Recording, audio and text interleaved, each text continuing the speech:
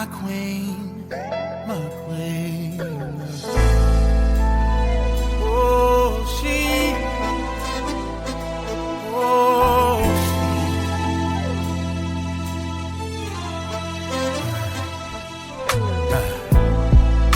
Beautiful, wonderfully made. She's heaven's angel. So strong, even in struggle, yeah. When life comes like a storm from every angle, she rises above it all, the backbone of every home. Nothing compares to all she do. The true meaning of every family. She's the glue.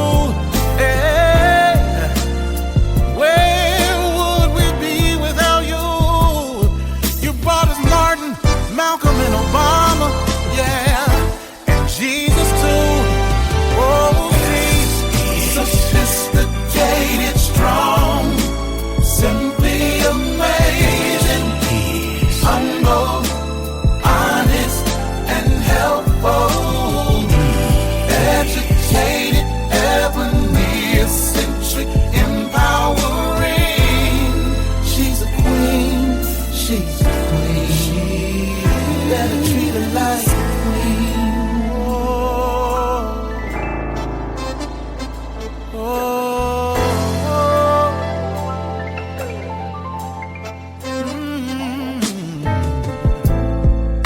Her strength is amazing. Life inside, 9 months she's carrying. Back to work, 'cause the family she's carrying. Society don't give her just due, but she prevails and stands tall. A champion, a true woman. But nothing compares to all she do. Yeah, the true meaning of every family. She's the glue. Yeah, oh. Where would we be without you? You bought us Martin, Malcolm, and Obama, and Jesus too. Oh, she is sophisticated, strong, yeah, simply amazing, humble, oh, honest, and helpful.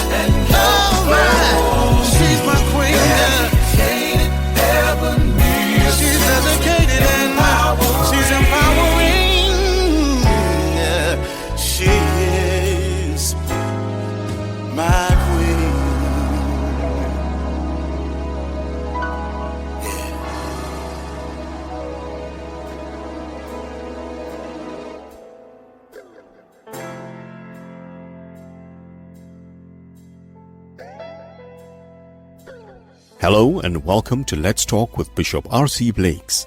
R.C. is an author, empowerment teacher, and the proud pastor of the New Home Ministries of New Orleans, Louisiana, and Houston, Texas. His message circles the globe. His conversational and candid approach to challenging content makes him a relevant voice to all generations. Get ready for a life-changing transformational conversation.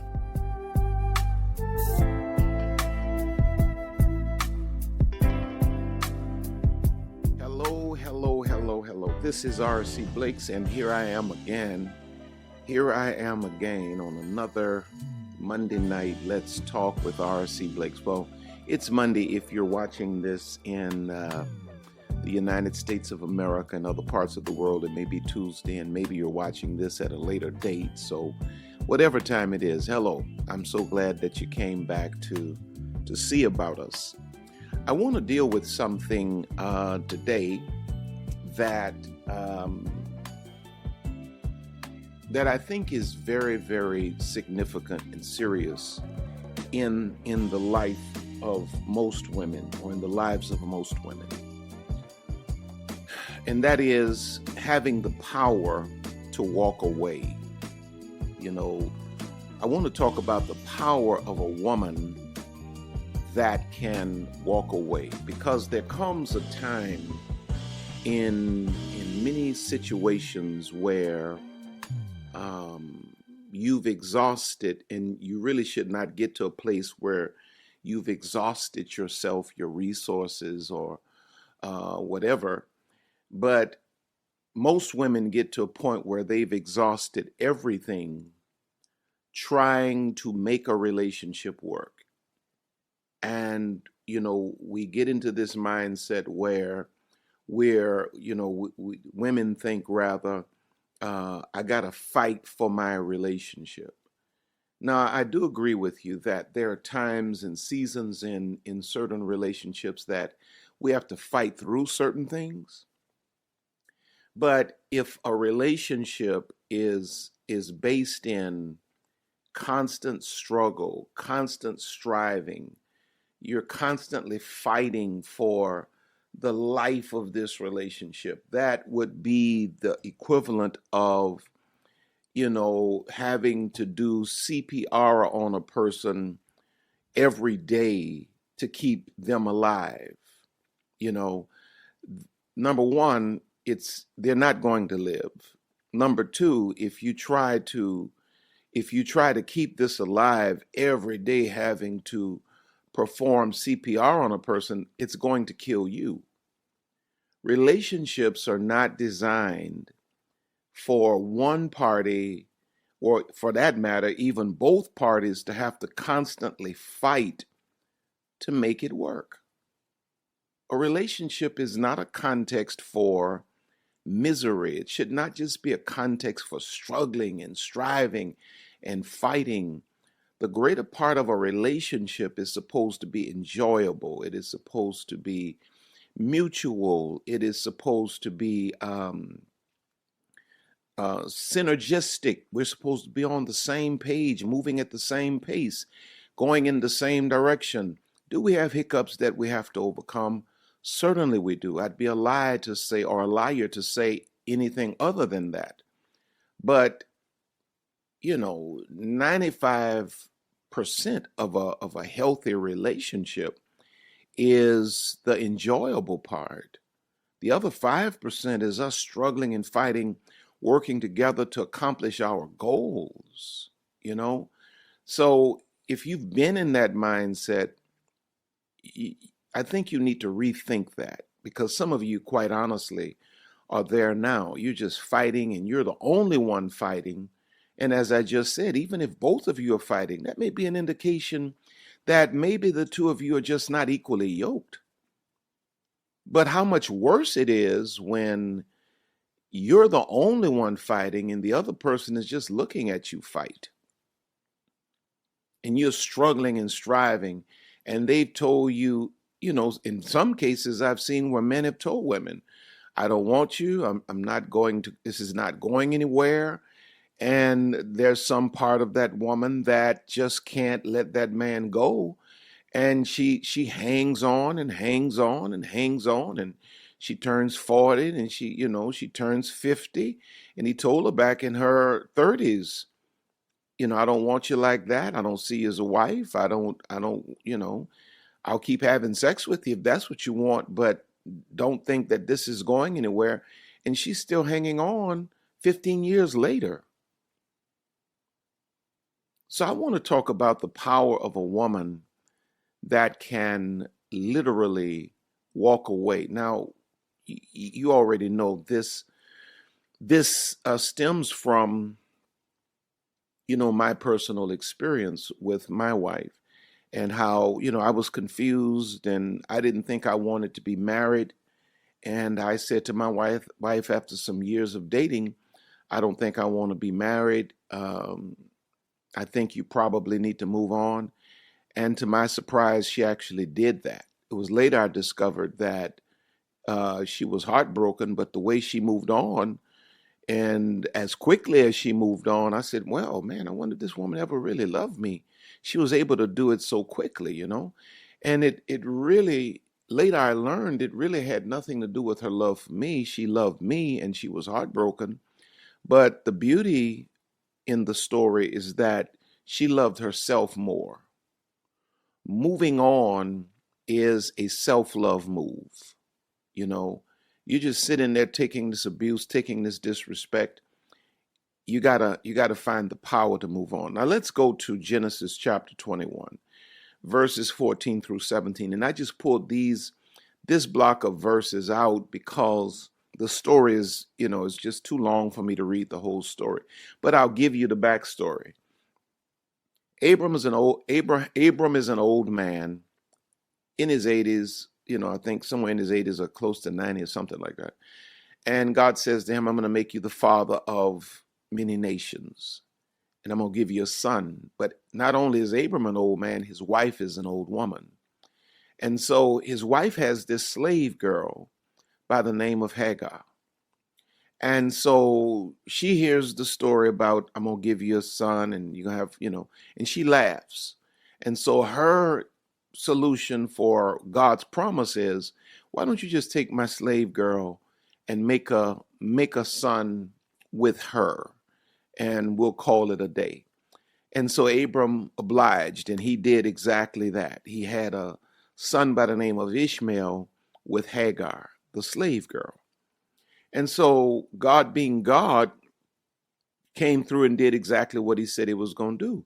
Hagar, in her old age, got pregnant and had a son by the name of Isaac.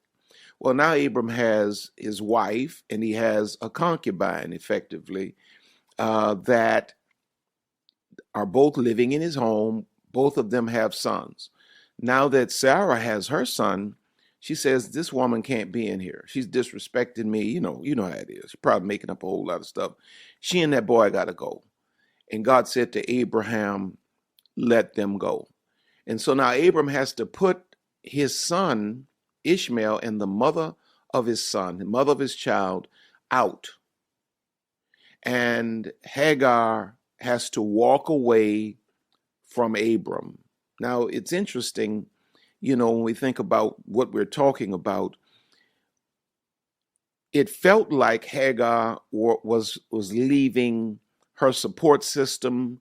It felt like she was leaving home, all that she had known, but here was the reality. Hagar was walking away from slavery. Abram was inviting her to leave slavery. And maybe the Spirit of God has me on here today talking to somebody who feels like your enslavement, your broken consciousness is your support system. It's your home. It's your happy place. I don't know how you could assume it's a happy place, as much misery as it's causing you. But maybe you say, how can I do this? And maybe the real invitation is for you to abandon slavery. So let's go to Genesis 21, 14 through 17, since you have the backstory. So Abram got up early in the morning and took bread and a skin of water and gave them to Hagar, putting them on her shoulder, and gave her the boy and sent her away. And she left but lost her way and wandered aimlessly in the wilderness of Beersheba. When the water in the skin was all gone, Hagar abandoned the boy under one of the bushes. She left him there, in other words.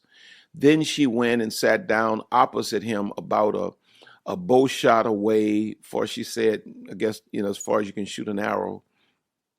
For she said, do not let me see the boy die. She couldn't stand watching him die. They're out there and they're starving and they're parched. They need water. And as she sat down opposite him, she raised her voice and wept, and heard the voice of the boy, and the angel of God called to Hagar from heaven and said to her, what troubles you, Hagar? Do not be afraid, for God has heard the voice of the boy from where he is resting.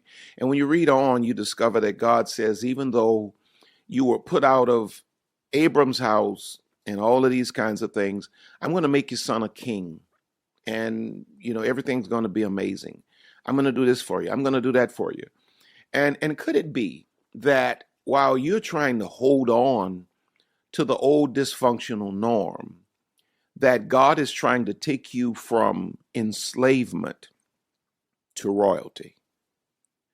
Maybe your elevation to a place of royalty, queen consciousness, is in your willingness to embrace the pain of moving on from a dysfunctional norm. You got to what? Choose your pain. I always talk about that.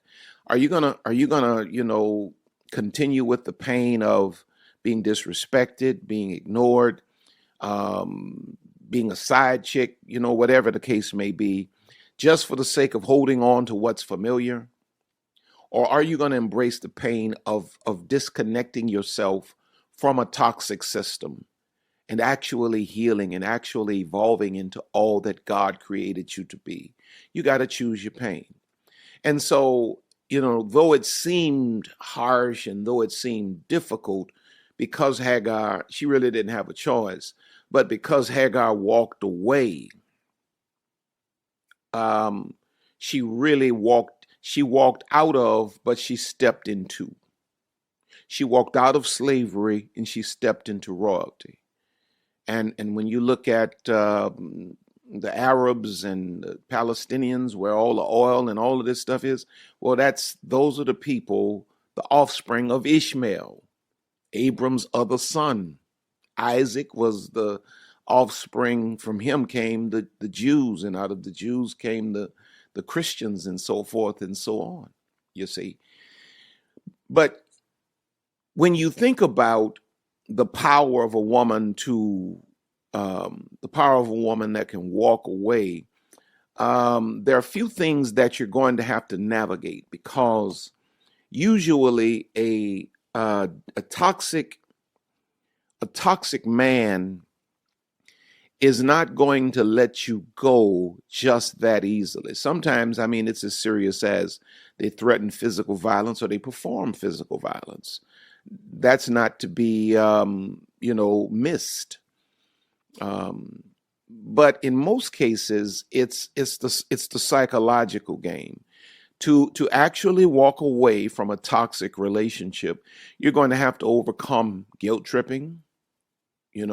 After all I've done for you, I was talking with one of my dear daughters that's in Mordecai Mission, the mentoring program that Lisa and I conduct once a year.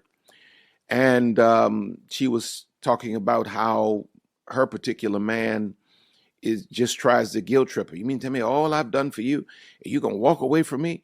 And so I just asked one simple question. What has he really done for you?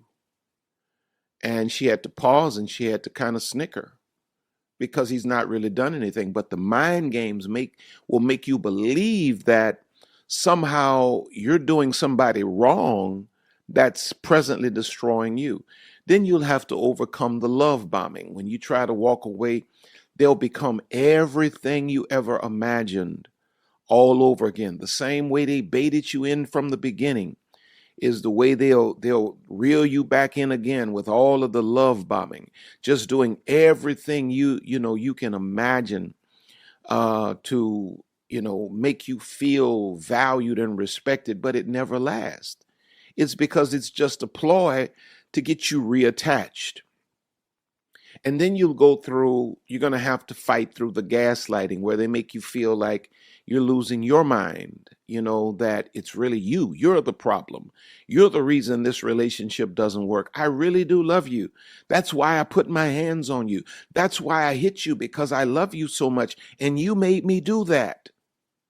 And you're sitting there and you scratching your head. You're like, oh, did I really do that? I did speak, I did speak out of turn. Is there such a thing in a relationship? I did elevate my voice. You're being gaslighted. And then you have, we talk about all of this in my latest book. You have the flying monkeys, where they send people, into your life to reel you back in, mutual family and friends. They'll send in, what's going on? What you doing?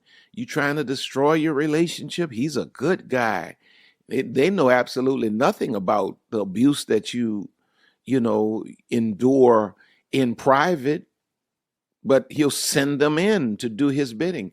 So these are some of the things that you're going to have to be aware of and understand that you're going to have to overcome when you make up your mind that you're going to walk away. Now, let's get into it. I think I have 1, 2, 3, 4, what is this? 5, 6. I actually have 6 points. And I'm not going to be long. I say that all the time. But I am a Black Baptist preacher, so y'all know how that goes. Number 1, the woman that has the power to walk away gives her soul, her mind, her emotions. She gives her soul the space to heal. Walking away for a woman is an opportunity for healing. Toxic relationships can have, usually create deep emotional wounds that take time and space to heal. So when a woman walks away or goes no contact, as we talk about in my book, Me, My, Mine, biblical perspectives on narcissistic abuse, when a woman goes no contact, she can start to focus on her own healing and her own recovery rather than being constantly pulled back into the toxicity of the relationship. You see, you're trying to break a soul tie while staying in the same environment. And, let me see if I can find it. There's one, look over here in Ecclesiastes, chapter 3, verses 5 through 6.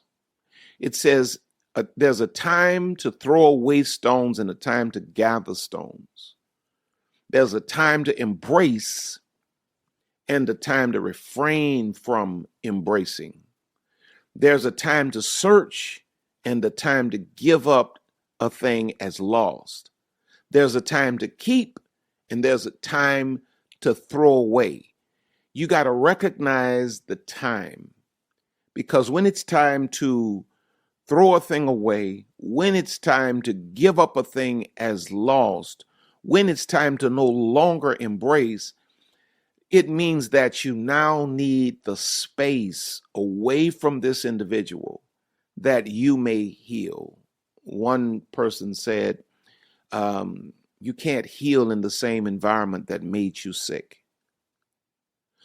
Overall, going no contact from a toxic man can be a very difficult and painful process.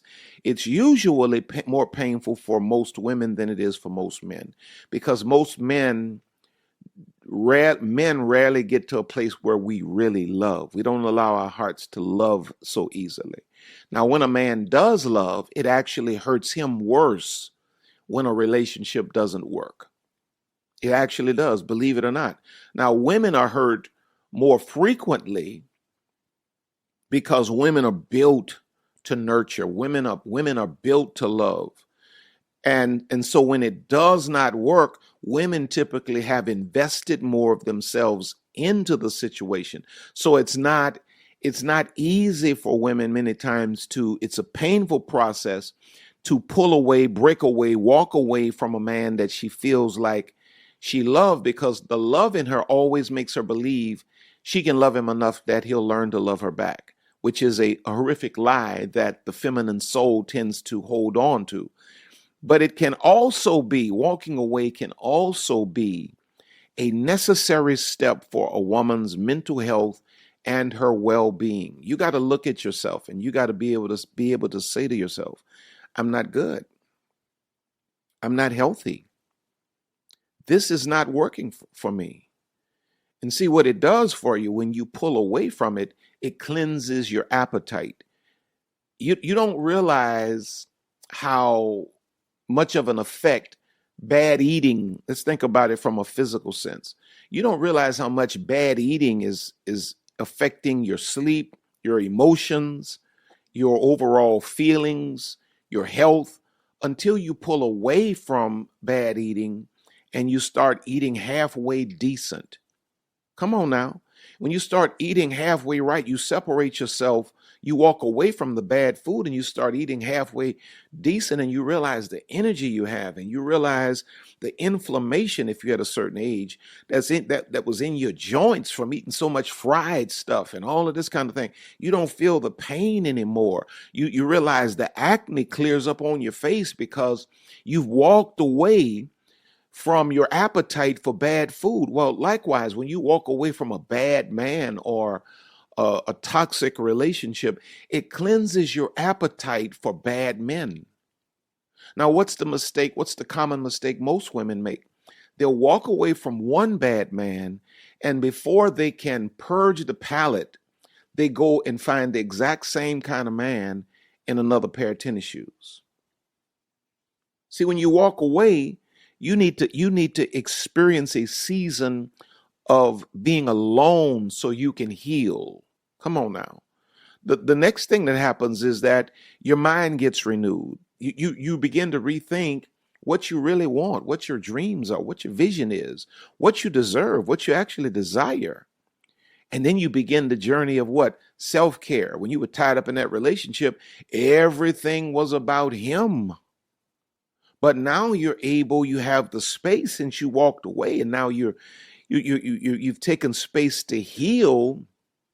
Now you're getting into self-care. You're finding what calms you down, what settles your anxieties, and what makes you feel good.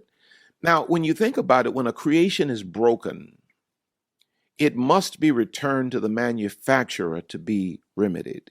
If a product goes bad, many times stores will say, don't return it to us, send it back to the people that made it.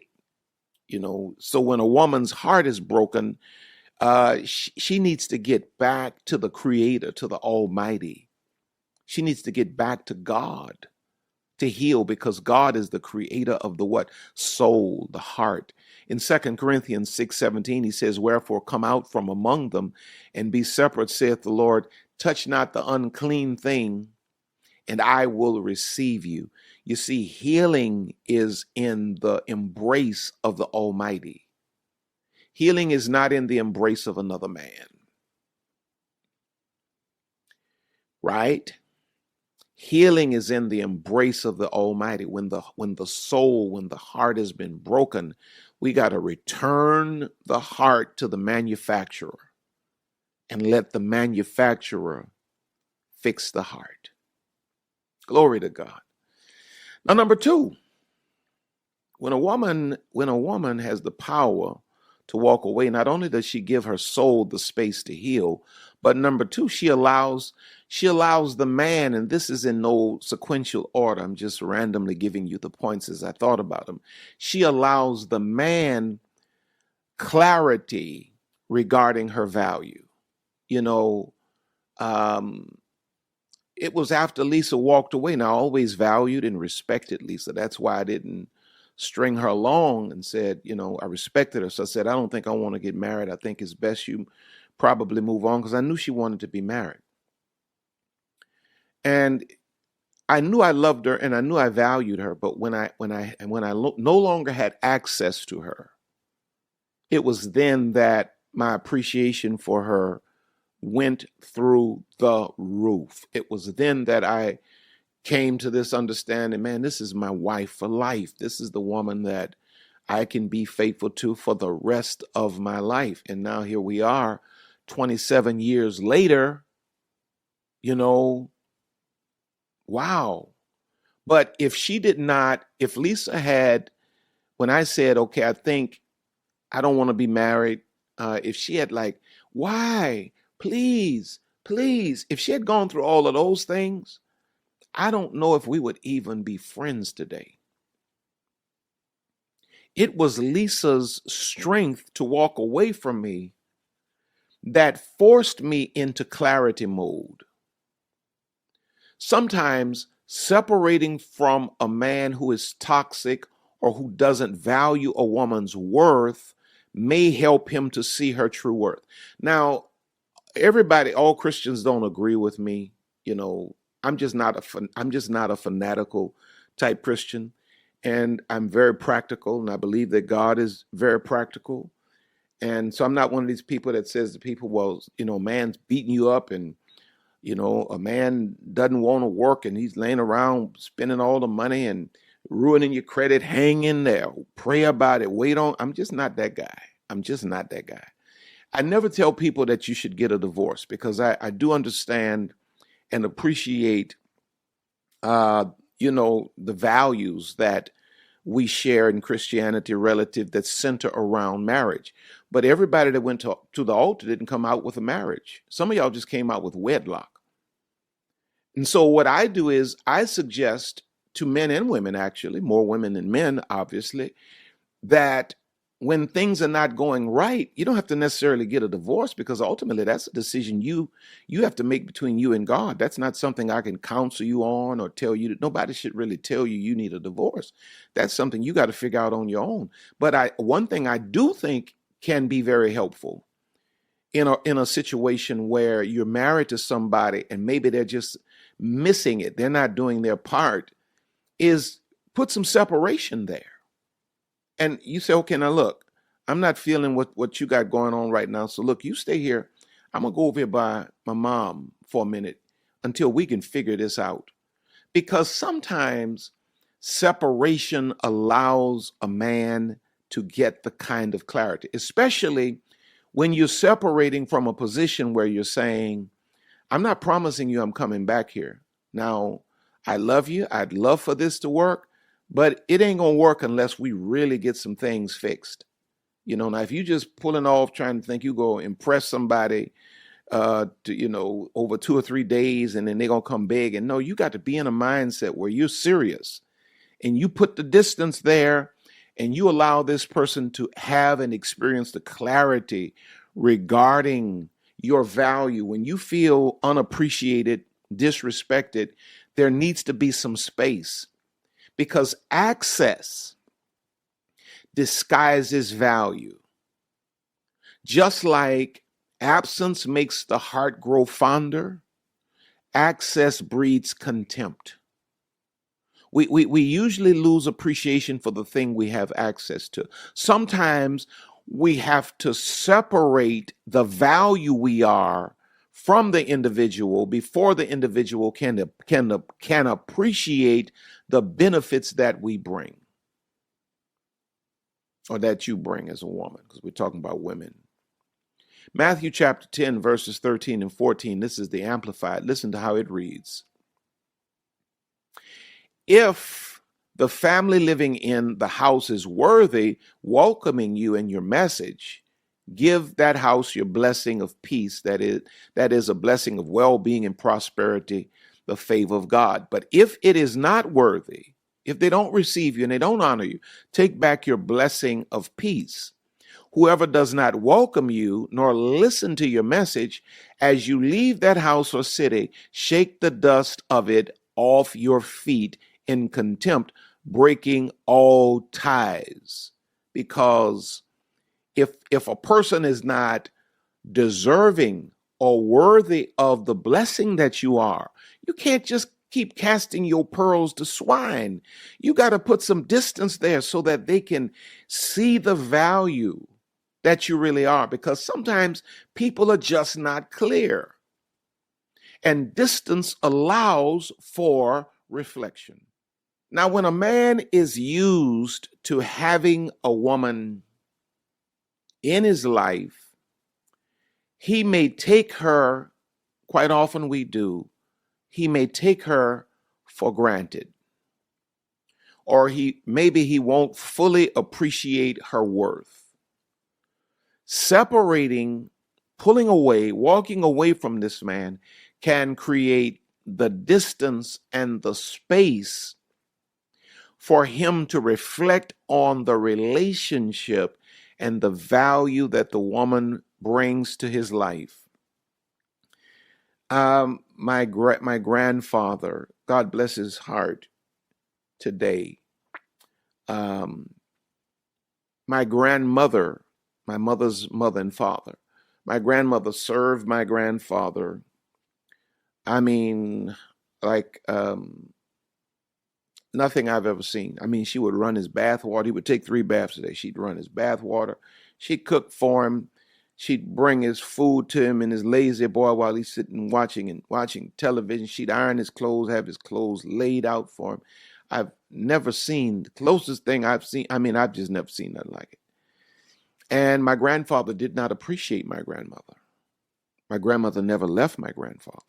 At least she never chose to leave him. But my grandmother died early. She died in her 50s. She was a domestic, and she died on the job while cleaning other folks' house. She had a heart attack. And when my grandmother came up missing, when my grandmother did not return home, my grandfather's life fell apart. He didn't know, he would call out her name and would say all kinds of things. He didn't know the value that my grandmother brought to his life until my grandmother was no longer there. Come on now. Well, you don't need to die. You just need to change locations. When somebody is not appreciative or respectful of the value that you bring, you got to be strong enough as a woman to choose yourself and to walk away. It's important to note, however, that a woman should never separate from a man with the intention of changing him or making him see her worth. Separating should be done for her own, listen to this, her own well-being and self-respect, not as a way to manipulate or control the man. Ultimately, a man's recognition of a woman's worth is his own responsibility and cannot be forced or controlled by her. When you walk away, be serious about walking away. Now, if he wakes up like I did and you're still available or you still want him and you feel like he's sincere, return. But this is not a manipulative tactic. No. When you walk away, you're seriously choosing you, and you're taking the necessary space to heal and allow him to realize, what he had in you, and hopefully, in your mind, it's like hopefully he'll be a better man to the next woman. Now, number three, she is able, when a woman has the strength or the power to walk away, she is able then to ponder the error or the errors of her ways, the errors she's made, the mistakes she's made. Because as long as a woman is in the chaos of the situation, she cannot really see the mistakes she's making. It's not until she walks away that she can actually learn from what she's gone through. See, don't just take the pain and the shame away from the situation. Take the wisdom and the lessons and ponder your behavior. Your behavior. Why did you get into this? What have you learned from this? And take the lessons. Listen to what Psalms 119, 71, and 72 says. It is good for me that I have been afflicted, that I might learn thy statutes. I didn't just go through this, I grew through this. Don't just go through it, grow through it. Don't just take the pain and shame, take the lessons and the wisdom. It says, it's good for me that I've been afflicted, that I might learn thy statutes. This is why younger women, in a lot of cases, should really pay attention to older women who are trying to tell you you're making a mistake. Now, if an older woman's life has no fruit on it and she's still out here doing the same thing, she's 50 years old, still out doing the same thing 20-year-olds are doing, well, you probably, disregard that. But see, like you said about women whose lives are together and they're telling you, you making a mistake here, if I were you, I would rethink this. These women have gone through it. And, you're going to either learn through harsh experiences or safe instruction. If you got women in your life that are trying to give you safe instruction, why choose the why choose the curtain that has hard experiences behind it? You don't need to experience that and have all that trauma show up on your countenance and age you before time and ruin your health and mess up your emotions and have you full of anxieties when you can just sit down and listen to folk who've gone through it. Now, listen to what verse 72 says. The law of thy mouth is better unto me than thousands of gold and silver. Here's how it reads in the Passion Translation. The punishment you brought me through was the best thing that could have happened to me, for it taught me your ways. The words you speak to me are worth more than all the riches and wealth in the whole world. Now, there are few things that will happen in a woman's life when she's gone through it, and she's come out of it, and she's walked away from it. She's able to ponder the error of her ways. Letter A, she realizes the error of pursuing relationships before she's established her self-worth. Most times women will discover that. I jumped into this relationship before I really developed my self-worth, my self-esteem. This is why I invested more of myself than I should have into a situation that was not, reciprocal. Letter B, she learns the error of living beyond or living without boundaries. Because you didn't establish boundaries, you allowed certain things to transpire in your life. These are things that you come out of this learning when you walk away from it and you look back in retrospect and you start pondering the things you learn from it. You realize that I should have established boundaries. I learned you learn the importance of boundaries. When you separate from a toxic person, you may realize that you always needed to set clearer boundaries in your relationships to protect yourself. Yeah. If you had had boundaries, it would have never gone this far. You would have never gone that far with this individual. But you don't see these things until you're out of it. And I was thinking about just the understanding the importance of boundaries for a woman. And then the thought came to my mind, how may a little kid walk through wild carnivores? Can you imagine that a child walking through a field of carnivores, lions and tigers and bears? The answer comes back, boundaries, fences, gates, walls. A child can walk through a field of wild animals when there are boundaries.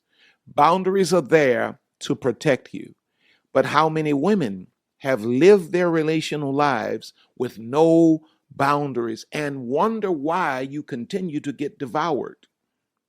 Letter C, she realizes the error of trusting before verifying, that it's a setup. You running off with your emotions and you're trusting somebody that you've not verified. I say to people all the time, trust is not something I can give you or you can give me. I can't gift you with trust.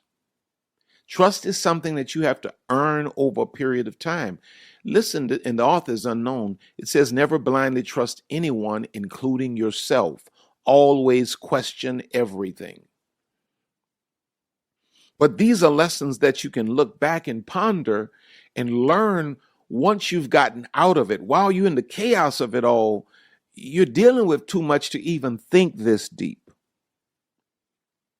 Now, number 4, she learns, the woman that has the power to walk away, she learns her own strength. Because presently there's some of you that are watching and listening to me now, and you're like, there's no way in the world I can do it. My heart can't take it. I just can't do it. But when a woman finally pulls the trigger to walk away from a toxic man, she learns that she has always been more than she was made to believe she could be. She could always do more than she was made to believe she could do. Her conditioning taught her to be a dependent. But her separation teaches her how strong she actually is. She realizes that she's stronger than her feelings. She realizes that she doesn't have to be governed by her emotions and her feelings. She can be intentional. She can feel attraction and still make a wise decision. She can be sexually attracted, still say no, and still choose the best route for her personally. Well, how does she learn her own strength? She learns that she can make decisions for herself. Many women feel incapacitated in terms of making decisions for themselves, and I don't know what I'll do without my man. Well, if you got a man, is out for debate anyway. Letter C. She learns that she can provide for herself. Many women are stuck in relationships because they think they got to stay there for the money, not understanding that once you get out of that situation, God's going to open up all of the doors, your creativity and opportunities for you to realize that you can actually take care of yourself. And in letter D, she learns that she can find happiness by herself. She learns her own strength. Now, number 5, she recalibrates, the woman that has the power to walk away. She recalibrates her soul. She moves back to the creator's default. When I used to work with PCs, I work with Apples now. But when I used to work with PCs, I would get, viruses on the thing all the time. And there were days that I would just have to go back to the manufacturer's default to clear some of that stuff out of there. They just bring me straight on back to the manufacturer's default. And a lot of times as a woman, it's not until the woman walks away that she can recalibrate her soul and she can return to God's original order for her. Come on now. God's original internal settings for her. You see, you've allowed the fingers of all kinds of toxic men to have access to your soul, and these toxic men have changed the settings, and now you got all of these viruses and all of these bugs going off in your psyche and in your mind and in your emotions. Well, when you walk away and you separate yourself from the chaos, you allow your soul to be recalibrated. I like the way David says it in the 23rd Psalm, verse 3, and this is the Passion Translation. It says, that's where he restores and revives my life. He opens before me the right path and leads me along in his footsteps of righteousness so that I can bring honor to his name. She restores her self-respect. She recalibrates her soul. She comes back to the place where she respects herself. Just the idea that you walk away from something that you don't deserve is going to be a huge boost to your self-respect. She sanctifies her sex life. When you can walk away from that soul tie and purge yourself sexually so that you're no longer under the, almost like the spell of the sex in this situation. And then she reclaims her independence. Yeah, you see, the toxic relationship pulled you away from your independence. But now that you've walked away from it, you're able to reclaim your independence. And then number 6, and finally, and I'm done, the power of a woman that can walk away. She gives God space to bless her. You see, as long as you're tied up in a situationship that dishonors God, disrespects you, you tie God's hands. But when you break out of those, bonds, toxic bonds, and you walk away from that, and you create a space for God to step in, you discover how quickly God can be good to you. You create space for the Almighty to bless you. God will bless you with peace of mind. God will bless you with the strength to power through. God will bless you with a new circle of friends. God will bless you with independence. God will bless you with the necessary.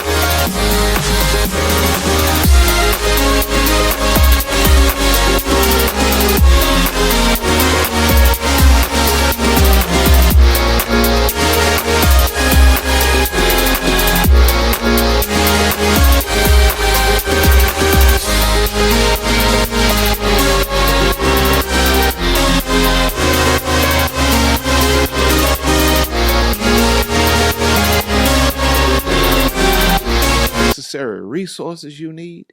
God will open the doors for housing and everything else you need. God will open up avenues for, career opportunities, entrepreneurship, and ultimately, God will bless you with a man that deserves you. But you got to have the strength or the power to walk away from a man that does not deserve you. And so there you have it. There are 6 things that come about as a result of a woman having the power to walk away. May I pray for you? Heavenly Father, my prayer for everyone listening to me right now is that you will mend every broken heart. There's some, dear God, who have already made this move, some who are contemplating this move. Some made this move and got caught up again and came back, and now they're feeling most miserable behind this message. God, all of them, meet them where they are and give them a sense of peace. And let them know, dear God, whatever the situation is, you've given them hope and a future. They can recover. Come on now, hallelujah. They can recover, and they can survive, and they can thrive. And I speak peace to their minds. I speak wisdom to their hearts, courage and confidence to their souls. In Jesus' name, amen, amen, amen, amen. Listen, I've enjoyed this time with you.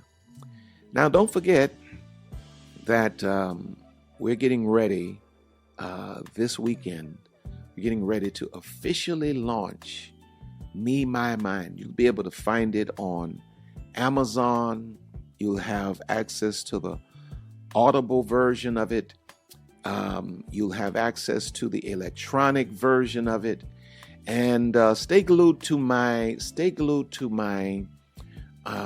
social media in terms of Facebook, YouTube, YouTube community and Instagram, because relative to the electronic version, we're going to do something special with that for I think like 48 to 72 hours. So I don't have the specifics right now, but I'll post it once we're clear on exactly what we're going to do. But I want you to help me to blow this book out of the water. This is a book that the world needs. Me, My Mind, Biblical Perspectives on Narcissistic Abuse and How to Overcome It. So look, help me out with that. Now, go to my website, rcblakes.com, sign up for my mailing list. I will also be sending the information about the book launch and all of that through to our mailing list community. So sign up for that. Check out all of the online programs while you're there. And don't forget to go by Amazon and look at all of my other books while you're there. If you need counseling, BetterHelp Counseling is available to you. And if you look in the description, there's a link specifically for R.C. Blake's Ministries that I have that leads to BetterHelp Counseling.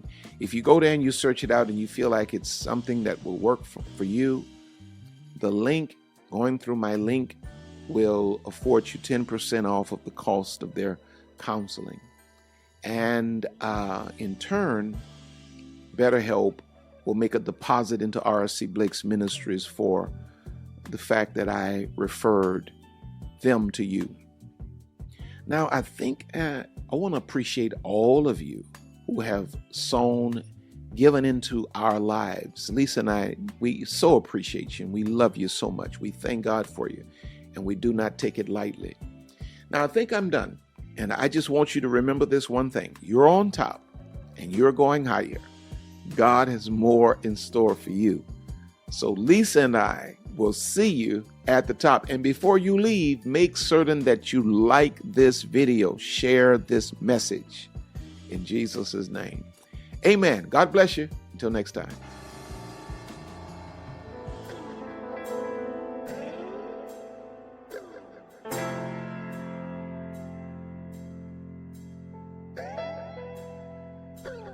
We here at R.C. Blake's Ministries want to thank you for spending this time with us today. R.C. and Lisa are always honored to have you with us.